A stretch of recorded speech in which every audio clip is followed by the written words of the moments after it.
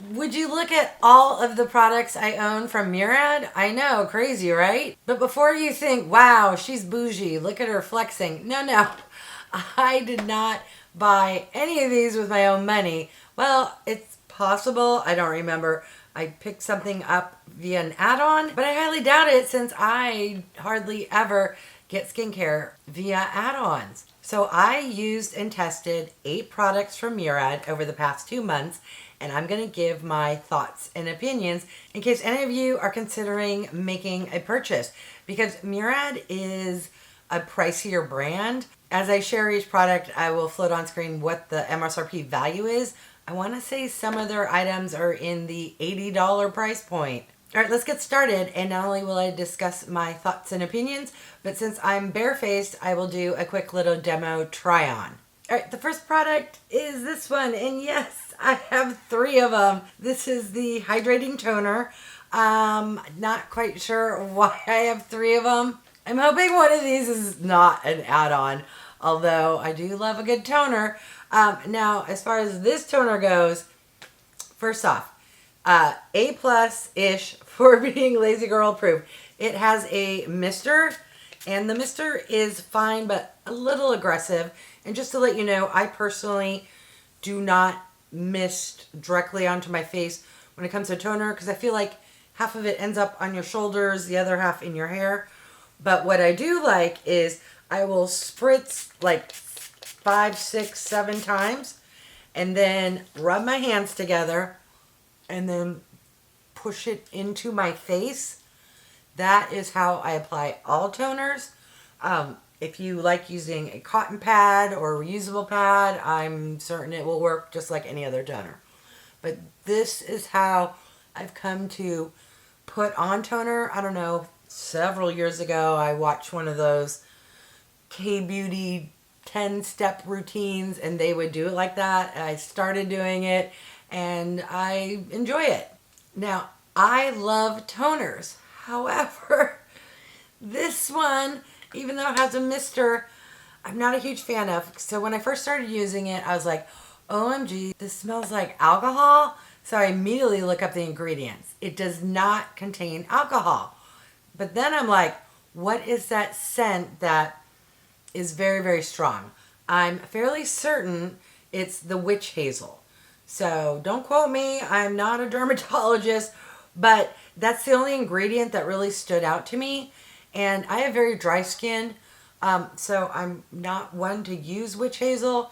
It has a very strong scent, or what I'm presuming is the strong scent. So for that reason, I'm not a huge fan. It also leaves my skin feeling a little tacky, and I just don't like that sensation. Now, that tackiness will go away when you apply the next serum or other moisturizer, but just in the moment, you know, my hands feel tacky. It's just a texture thing that I'm not a fan of.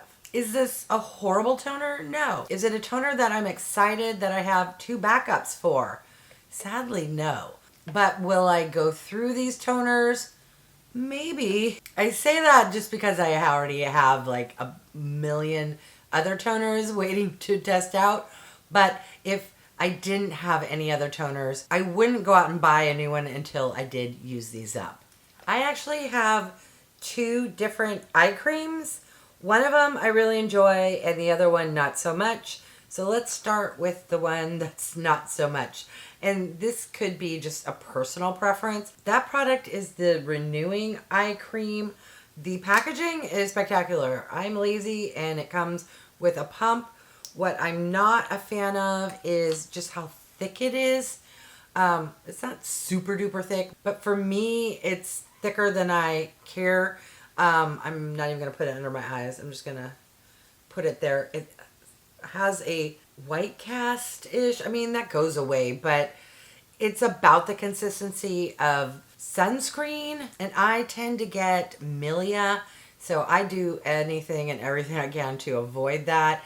Milia, those little hard as rock, like white little dots that sit on your skin. And yes, so for that reason, I wasn't a huge fan. I did use this for several weeks, and then once I got my opinion, I was like, nope, no longer. It's okay. So if you like a thicker eye cream, you may enjoy it. But for me personally, it's a pass.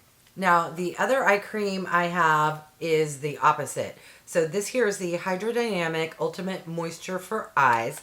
This is not as Lazy Girl approved. However, the consistency of the product is right up my alley. So it is in a pot. So you might think, wow, that should be thicker. It depends on what you consider thick. The formulation is a lot smoother, finer, and it just literally sinks into the skin beautifully. I like how this feels under my eyes, and you don't even need that much. I took way too much, so I'm just gonna get it on both fingers and tap it.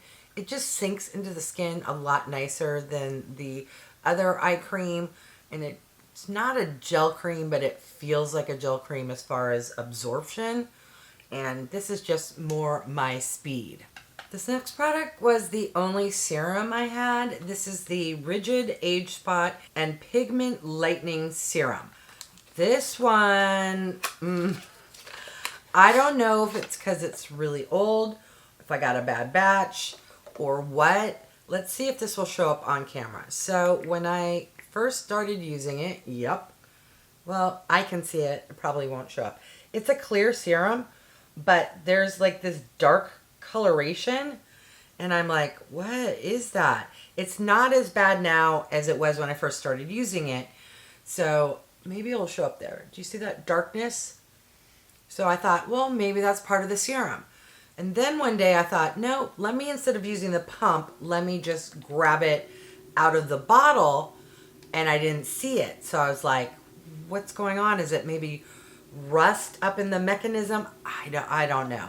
So I stopped using the pump, and instead I would just pull out the dropper and then put it like this, and that, not Lazy Girl approved.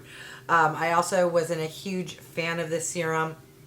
It has a very, very strong scent that's reminiscent of alcohol, but with this product, there is alcohol in it. The second ingredient after water is denatured alcohol. So once I read that, I was like, nope, my dry skin does not need it. And why did I just stick it on? For demonstration purposes.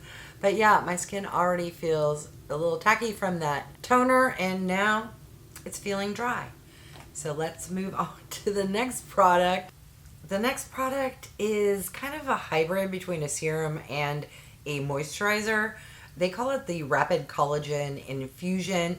I say that because to me the packaging looks like a serum, but the formula is a little thicker or more like a moisturizer. So I also, instead of using one pump like you would with a serum, I would do 3 to 4, and that is the amount of 3 to 4 pumps, which isn't a lot.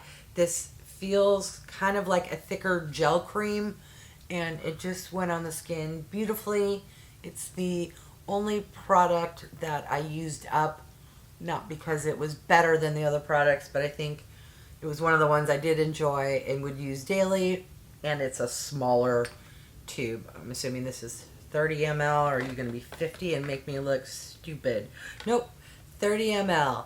This is also one of the products where I have a backup, so I will definitely use this again, just not in the near future because it needs to get back in line with the 1,800 other face moisturizers I own. All right, the next product I tried is the Essential C Day Moisture Broad Spectrum SPF 30. As you see, I also have a duplicate, trying to figure out which is the one I used versus didn't use. All right, this one is about halfway done.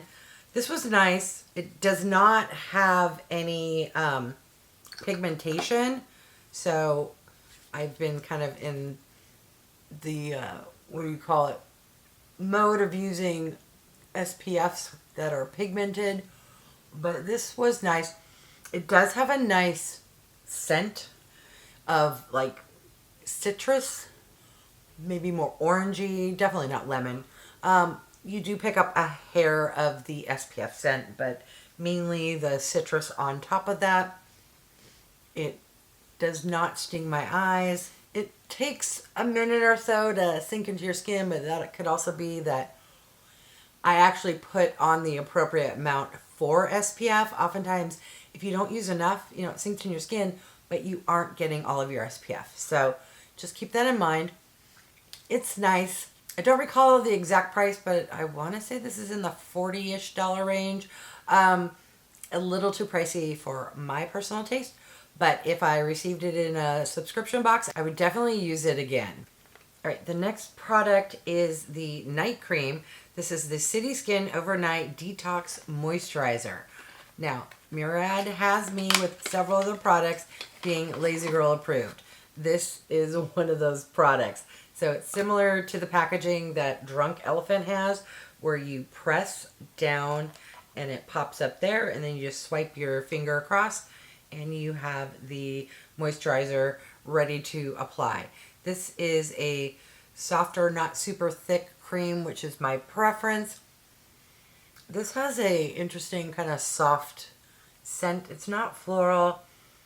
It's kind of sweet and herbaceous. I don't know how to describe it. It's not obnoxious and smells really nice.